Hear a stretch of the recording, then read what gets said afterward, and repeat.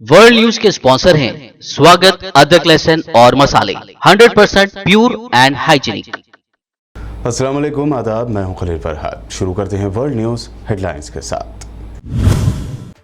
पिछले 30 सालों के दौरान मजमूई तौर पर 1400 से जायद सहाफियों को किया जा चुका है कत्ल। दी हेग में कायम पीपल्स ट्रिब्यूनल का इंकशाफ, चुनिंदा कत्ल वाकयात की दोबारा होगी छानबीन। चीन में दोबारा कोरोना का बढ़ता असर और सैलाब की वजह से हालात हुए संगीन। हुकूमत ने शहरियों को दे दी रोजमर्रा की चीजों को जखीरा करने की हिदायत, बिगड़ सकते हैं हालात।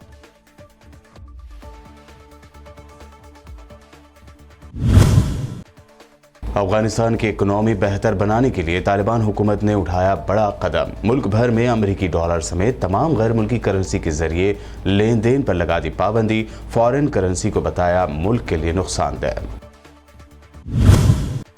हिंदुस्तान और इसराइल के दरमियान बढ़ती जा रही है नजदीकियां। ग्लासगो में पीएम मोदी की निफ्टाली बेनेट से मुलाकात। इसराइली पीएम के साथ मुलाकात के दौरान नरेंद्र मोदी ने टेक्नोलॉजी समेत मुख्तलिफ शोबों में ताउन पर जाहिर किया इत्तेफाक।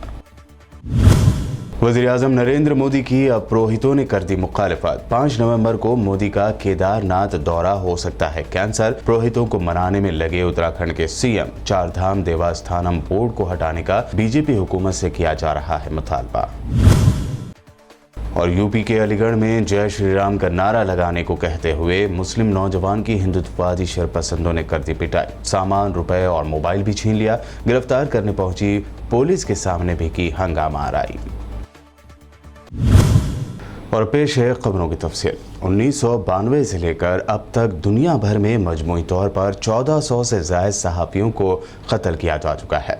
नीदरलैंड्स के दारुल हुकूमत दी हेग में कायम एक पीपल्स ट्रिब्यूनल अब उनमें से कत्ल के चुनिंदा वाकयात की छानबीन करेगा। दी हेग में इस मुस्तकिल अवामी अदालत का क़याम सहाफियों की 3 बड़ी बैनुल अक़वामी तंजीमों की कोशिशों के नतीजे में मुमकिन हो सका है। ये तंजीमें हैं reporters without borders, free press unlimited यानी FPU और सहाफियों के तहफ़्फ़ुज़ की कमेटी CPJ। चीन की हुकूमत ने शहरियों को हिदायत दी है कि वो हंगामी हालात के पेश नज़र रोज़मर्रा के इस्तेमाल में आने वाली अशियाए ज़रूरिया को ज़ख़ीरा कर ले, यानी कुछ दिनों का राशन जमा कर ले। चाइना गवर्नमेंट की जानिब से यह हिदायत सब्ज़ी की कीमतों में हालिया इजाफे और सप्लाई में कमी के खदशे के बाद सामने आई है। चीन की फाइनेंस मिनिस्ट्री ने एक बयान में कहा है कि हुक्काम अशिया की सप्लाई और कीमतों के इस्तेहकाम को यकीनी बनाने के लिए अपना किरदार अदा करें और अशिया की सप्लाई में किसी भी मुश्किल की सूरत में पेशगी इत्तला करें। चीन में गुज़िश्ता हफ्ते खीरे, पालक और ब्रोकली की कीमतों में 2 गुना इजाफा हुआ था। सूबे शेंडोंग में 1 किलो गोश्त के मुकाबले पालक ज़्यादा महंगी हो गई है, जो 16 यान से ज़्यादा में फ़रोख्त हो रही है। चीन में कोरोना वायरस के बढ़ते हुए केसेस के बाद लॉकडाउन और गैर मामूली बारिशों के नतीजे में होने वाले नुकसान की वजह से सब्जियों की सप्लाई मुतासर होने के अंदेशे और कीमतों में मज़ीद इजाफे के इम्कानात ज़ाहिर किए जा रहे हैं। अफगानिस्तान में तालिबान हुकूमत ने मुल्क में गैर मुल्की करेंसी के जरिए लेन देन पर पाबंदी लगा दी है। तालिबान के मुताबिक इस फैसले की खिलाफ वर्जी करने वाले के खिलाफ कानूनी इक़दामात किए जाएंगे, क्योंकि ये मुल्की मफाद के लिए नुकसानदेह है। तालिबान तहरीक के तर्जुमान ज़बीहुल्लाह मुजाहिद ने अपनी ट्वीट में बताया कि मुल्क में गैर मुल्की करेंसी के इस्तेमाल पर मुकम्मल पाबंदी का ऐलान किया जाता है। मुल्क में इक़्तिसादी सूरत हाल और कौमी मफादात इस बात का तकाजा करते हैं कि तमाम अफगान शहरी हर किस्म की लेन देन में अफगान करेंसी का इस्तेमाल करें। इस वक्त मुल्क में कई मामलात में अमरीकी डॉलर का इस्तेमाल किया जाता है, जबकि जुनूबी सरहद के तिजारती रास्तों के नज़दीक वाक़े इलाकों में पाकिस्तानी रुपया भी इस्तेमाल होता है। दर्जनों यहूदी आबादकारों ने फिर एक मरतबा इसराइली पुलिस की फुल प्रूफ सिक्योरिटी में मस्जिद अक्सा में घुसकर मुसलमानों के क़िबले अव्वल की बेहुरमती की।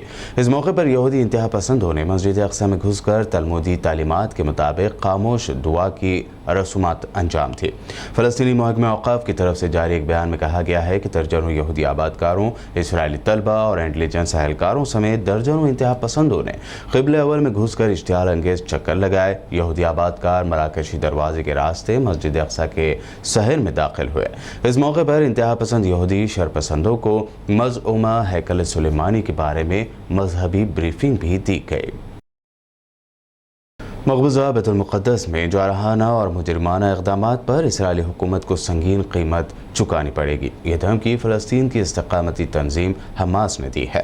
इरना न्यूज़ के मुताबिक हमास के सीनियर रहनुमा हारून नासिरुद्दीन ने मकबूजा फ़लस्तीन बिलखुसूस बैतुल मुक़द्दस और मस्जिद अल-अक़सा के अंदर सेहूनी फ़ौजियों के मुजरिमाना इक़दामात और दरअंदाज़ी पर रद्द-ए-अमल ज़ाहिर करते हुए कहा कि यहूदियों के साथ मसाइल का वाहिद हल जिद्दोजहद है और इसके अलावा इस मुजरिम हुकूमत के साथ किसी मामले को सर अंजाम तक नहीं पहुँचाया जा सकता।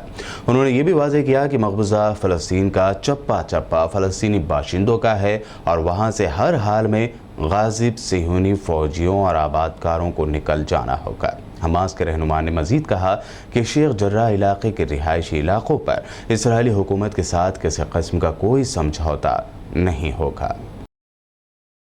इसराइली हुकूमत ने सीरिया को एक बार फिर अपनी जारहियत का निशाना बनाया है। रिपोर्ट के मुताबिक सियोनी हुकूमत के जंगी तैयारों ने कल आधी रात को दमिश्क के रेफ इलाके पर कई मिसाइल दागे, जिससे इस इलाके में काफ़ी नुकसान हुआ। इसराइल के जंगी तैयारों ने हफ्ते के रोज़ भी दमिश्क के अल-दिमास इलाके पर बमबारी की थी। इस रिपोर्ट के मुताबिक हफ्ते के रोज़ सीरिया के एंटी एयरक्राफ्ट ने इसराइल के कई मिसाइलों को तबाह कर दिया। बहरान ज़दा मुल्क सीरिया पर अब तक इसराइली हुकूमत कई बार हमले कर चुका है। हिंदुस्तान और सेहूनी मुल्क इसराइल के दरमियान नज़दीकियाँ बढ़ती जा रही हैं और इसी तनाजुर में हिंदुस्तान और खुद साख्ता सेहूनी हुकूमत के वज़ीर-ए-आज़म की मुलाकात हुई है। सरकारी खबर रसाई एजेंसी UNI के मुताबिक हिंदुस्तान के वज़ीर-ए-आज़म नरेंद्र मोदी ने ग्लासगो में मौसमियाती तब्दीली से मुताल्लिक़ अक़वाम मुत्तहिदा की जनरल कॉन्फ्रेंस COP26 के मौके पर अपने इसराइली हमनसब नफ्ताली बेनेट से मुलाकात की। इस मौके पर आला टेक्नोलॉजी समेत मुख्तलिफ शोबों में मुश्तरका ताउन पर इत्तफाक किया गया। नरेंद्र मोदी के ऑफिस ने ट्वीट किया कि वज़ीर-ए-आज़म ने इसराइली वज़ीर-ए-आज़म बेनेट को हिंदुस्तान के दौरे की दावत भी दी है। वहीं इसराइली वज़ीर-ए-आज़म के दफ्तर ने भी ट्वीट करके हिंदुस्तानी वज़ीर-ए-आज़म नरेंद्र मोदी के साथ हुई मुलाकात को शानदार बताया। ट्वीट में नरेंद्र मोदी का शुक्रिया भी अदा किया गया है और साथ ही ये भी दावा किया गया है कि हिंदुस्तान और इसराइली हुकूमत के ताल्लुकात से एक बेहतर और रोशन फ्यूचर की तामीर हो सकती है। वर्ल्ड न्यूज़ में ये थी अब तक की अहम इंटरनेशनल न्यूज़। वक्त हुआ है एक शॉर्ट ब्रेक का। जल्द लौटेंगे और देखेंगे अहम नेशनल न्यूज़।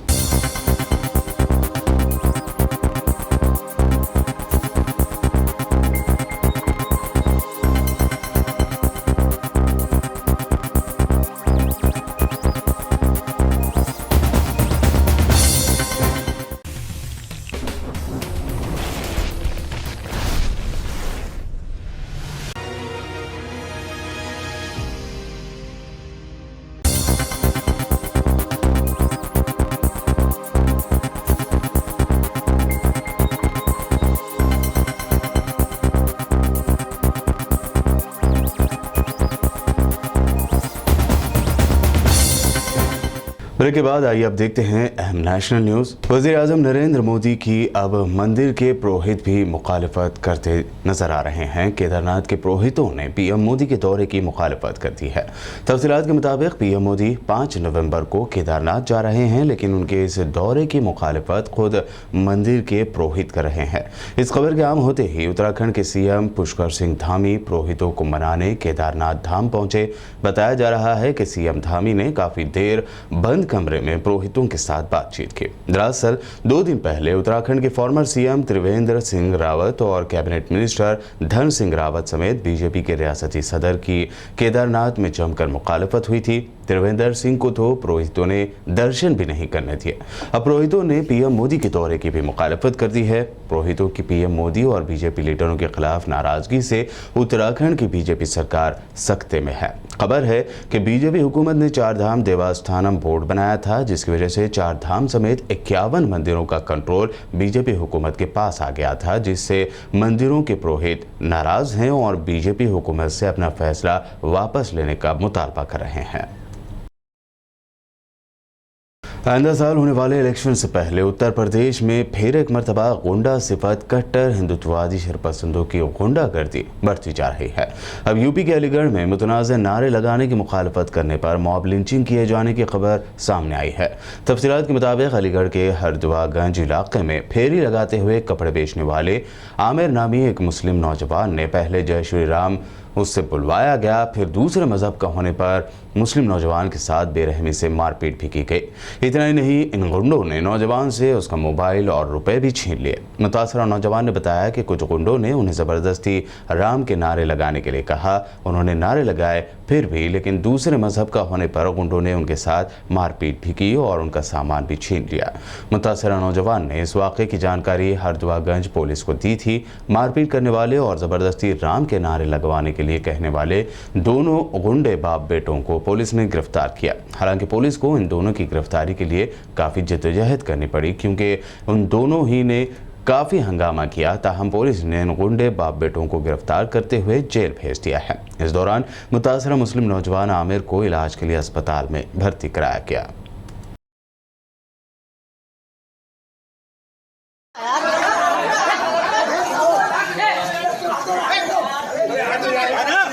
क्या नाम है? आमिर। क्या हुआ था मेरे? गाँव खेम के नंगले में फेरी कर रहा था। एक घर में मैंने कपड़े दे दिए थे, तो गली से आगे आ रहा था। मैं डेक बजा के चलाता हूँ, जब फेरी लगाता हूँ तो मैंने रोका, मैंने कहा डेक बजा लो। इतनी देर में ही दो बंदे आए, दोनों बाप बेटा। अब मुझसे आके बोलने लगे जय श्री राम बोल। तो मैंने जय श्री राम, तो और कहने लगे तू मुल्ला है ना मुल्ला। मैंने भाई साहब तुम तो मुझे जाना। अब तू किसने भेजा, कैसे आया? मैंने भाई साहब मैं तो रोज़ आया था, मेरा तो काम है। उन्होंने मेरी कुछ न सुनी, हाथ बजाया मुझे में, और फिर उसने मोबाइल निकाल लिया। फिर मेरी वीडियो बनाने लगा। मारते थे वो भी छीन लिए, फ़ोन छीन लिया मेरा। कौन लोग थे वो? वो ठाकुर लोग थे। और एक बड़ी बुढ़ी आई थी कि बेटा इन्हें रहने दो, तो उससे बोला तू अपना काम कर, चल पलंग हट। तो उन्होंने नहीं मारा, नहीं बचा, किसी ने नहीं बचाया। मैं भाई साहब वीडियो बना रहे थे, वो जो मार रहे थे वो वीडियो बना रहा था लड़का उसका, और जो मार भी रहा था मेरा। कैम के नंगला तकरीबन 2 लोग है वो। कौन सी जगह घटना है, किस जगह लगा? कैम के नंगला में। और ये बोले थे कि तेरी मोटरसाइकिल की मैं भी अभी आग लगा रहे हैं। साथ में मोटरसाइकिल भी तोड़ रहे थे, मुझे भी मार रहे थे। नाम पता है उनके? नाम भाई साहब मैं नहीं जानता, राजू नाम है, पर मैं जानता नहीं हूँ। क्या हुआ, किसकी घटना हुई? सर ये हमारा बच्चा बता, आमिर खान नाम है इसका। ये सिल्ला बिसावन में रहने वाला है। मजदूरी करता, बच्चा कपड़े की फेरी कर रहा था। गांव नगला घर में फेरी कर रहा था। वहाँ राजू नाम का एक वो है, और उसका लड़के ने बदमाशी करके नहीं है, आगे कपड़े बेच रहा था। कपड़े के बाद में कहने लगा तो मुसल्ला है, यहाँ क्यों आया, फलाना ठिकाना करके नहीं है। और जय श्री राम के नारे लगवाए, इसने लगा भी दी। नारे लगाने के बाद फिर अंदर से तस्वीर ला निकाल के इसकी पूजा कर। उसके बाद मैंने कहा, वहाँ की लेडी भी बेचारी हिंदुरी ने, उन्होंने भी कहा कि भैया मार के छोड़ोगे इस बच्चे को, छोड़ो। लेकिन उन्होंने बहुत डंडों से, लाठी डंडों से मारपीट की इसकी। कौन लोग हैं वो जिन्होंने मारपीट की? मतलब वो राजू है, राजू के बाप का नाम है, बाप का नाम है पता नहीं एक्चुअली, और उसका लड़का है देवेंद्र। दोनों बाप बेटों ने लाठी डंडों से इसकी पिटाई करी है। बहुत बड़ा जख्मी है आपके सामने। कितने बजे घटना होगी सर? तकरीबन ऐसा की है 12-1 के बीच की बात है। क्या नाम है? कांग्रेस की इंटरिम प्रेसिडेंट सोनिया गांधी ने कोरोना की दूसरी लहर को लेकर मोदी सरकार पर जमकर तनकीद की है। उन्होंने कोरोना वैक्सीनेशन के 100 करोड़ डोज पूरे होने पर साइंसदानों, डॉक्टरों और हेल्थ केयर वर्कर्स का शुक्रिया अदा किया। साथ ही उन्होंने इल्ज़ाम लगाते हुए कहा कि मोदी सरकार ने कोरोना की दूसरी लहर में मुजरिमाना गफलत बरती है, जिससे लोगों की जानें गईं। सोनिया गांधी ने ये सब बातें एक अखबार में लिखे आर्टिकल में कही है। सोनिया गांधी के आर्टिकल का टाइटल हम कैसे भूल जाएंगे वो दौर है। इस कॉलम में सोनिया गांधी ने लिखा कि मोदी सरकार ने कोरोना वबा से निपटने के लिए जो रवैया और पॉलिसी अपनाई वो दुख भरी और अफसोसनाक थी। उन्होंने ये भी लिखा कि मुल्क में जब कोरोना वायरस की दूसरी लहर अपनी इंतहा पर थी और मोदी सरकार की मुजरिमाना लापरवाही से लगातार जिंदगियां जा रही थीं, तब ऐसे में ये समझ से बालातर है कि कोई सरकार कैसे इतनी गैर सरगर्म या इनएक्टिव हो सकती है कि वार्निंग के बावजूद वबा से निपटने की सारी तैयारियां दरकिनार कर दे। वेस्ट बंगाल में ममता बनर्जी की तृणमूल कांग्रेस ने असेंबली के बाई इलेक्शन में अपने तमाम हरीफों को रिकॉर्ड फर्स्ट से शिकस्त देते हुए रियासत की सभी 4 असेंबली सीटें अपनी झोली में डाल ली। टीएमसी ने बीजेपी से उसकी दोनों दीनहाटा सीट और शांतिपुर सीटें भी छीन ली। इसके अलावा शुमाली 24 परगना और जनूबी 24 परगना जिलों की 2 सीटों पर भी जबरदस्ती वोटों की अक्सरियत से कब्जा कर लिया। बाई इलेक्शन के रिजल्ट के बाद टीएमसी काफी जोश में नजर आ रही है। टीएमसी के राज्यसभा रुकन डेरेक ओब्रायन ने रिजल्ट के बाद बिना नाम लिए हुए कांग्रेस को नसीहत दी। इसके साथ ही उन्होंने अपोजिशन को सलाह देते हुए कहा कि उन्हें मुल्क की इकोनॉमी, रोजगार, महंगाई जैसे मुद्दों को उठाना चाहिए। डेरेक ओब्रायन ने कहा कि अब नजरिया बदलना होगा। अपोजिशन में हम सब बराबर के हिस्सेदार हैं, हमें कमतर समझने के बजाय इस पर एक साथ काम करते रहना है। लड़ने की जरूरत नहीं, हमारा इकलौता टारगेट बीजेपी को हराना है। उन्होंने आगे कहा कि यह नहीं सोचना चाहिए कि हम 22-23 साल पुराने हैं, दूसरा 100 साल पुराना है, तो दादा दीदी की तरह हमें सलाह देने की ज़रूरत नहीं है कि हमें अमित शाह और पीएम मोदी के खिलाफ ज़्यादा पावरफुल होना चाहिए, इस पर काम करना चाहिए, उस पर काम करना चाहिए। ऐसे लोग पहले से ही अच्छा काम कर रहे हैं। कांग्रेस लीडर राहुल गांधी ने आज बुध को मरकज़ की मोदी सरकार पर तनकीद करते हुए कहा कि दिवाली के आसपास महंगाई अपनी इंतहा पर है, लेकिन मरकज़ी हुकूमत हसासियत नहीं दिखा पा रही है। उन्होंने कहा कि वो चाहते हैं कि मोदी सरकार लोगों के लिए हसास दिल रखे। पेट्रोल, डीजल और एलपीजी की बढ़ती कीमतों के दरमियान उनका यह बयान सामने आया है। लगातार 7 दिनों तक पेट्रोल और डीजल की कीमतें बढ़ती रहीं। राहुल गांधी ने अपने ट्वीट में लिखा कि दिवाली है, महंगाई इंतहा पर है, मजाक की बात नहीं है। काश मोदी सरकार के पास आवाम के लिए एक हसास दिल होता।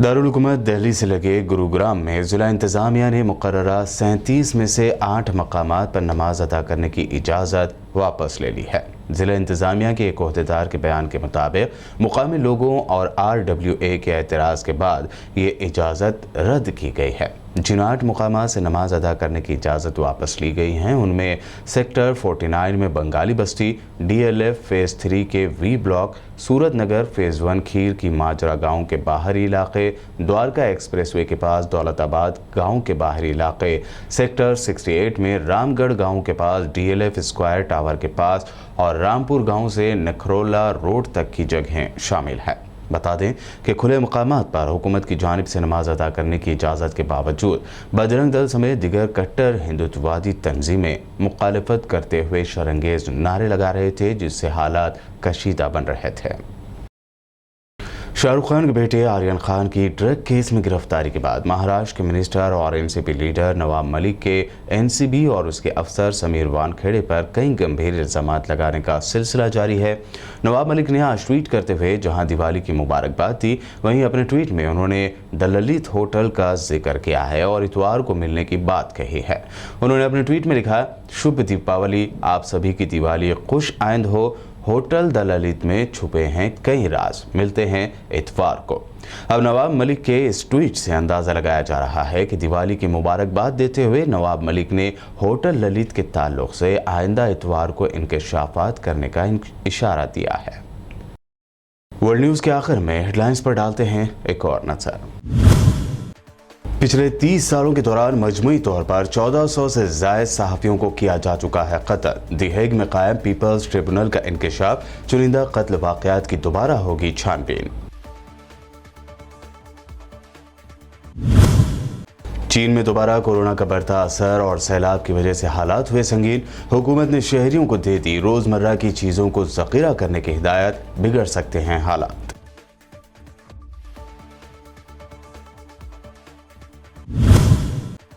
अफगानिस्तान की इकोनॉमी बेहतर बनाने के लिए तालिबान हुकूमत ने उठाया बड़ा कदम। मुल्क भर में अमेरिकी डॉलर समेत तमाम गैर मुल्की करेंसी के जरिए लेन देन पर लगा दी पाबंदी। फॉरेन करेंसी को बताया मुल्क के लिए नुकसानदेह। हिंदुस्तान और इसराइल के दरमियान बढ़ती जा रही है नज़दीकियां। ग्लासगो में पीएम मोदी की नफ्ताली बेनेट से मुलाकात। इसराइली पीएम के साथ मुलाकात के दौरान नरेंद्र मोदी ने टेक्नोलॉजी समेत मुख्तलिफ शोबों में ताउन पर जाहिर किया इत्तेफाक। वज़ीर-ए-आज़म नरेंद्र मोदी की अब पुरोहितों ने कर दी मुखालिफत। 5 नवंबर को मोदी का केदारनाथ दौरा हो सकता है कैंसल। पुरोहितों को मनाने में लगे उत्तराखंड के सीएम। 4 धाम देवस्थानम बोर्ड को हटाने का बीजेपी हुकूमत से किया जा रहा है मुतालबा। और यूपी के अलीगढ़ में जय श्री राम का नारा लगाने को कहते हुए मुस्लिम नौजवान की हिंदुत्ववादी शरपसंदों ने कर दी पिटाई। सामान, रुपए और मोबाइल भी छीन लिया। गिरफ्तार करने पहुंची पुलिस के सामने भी की हंगामा आराई। वर्ल्ड न्यूज़ में अभी आपने देखी है अहम इंटरनेशनल और नेशनल न्यूज़। ताज़ा तरीन खबरों और दिलचस्प प्रोग्राम्स के लिए देखते रहिए BPN चैनल।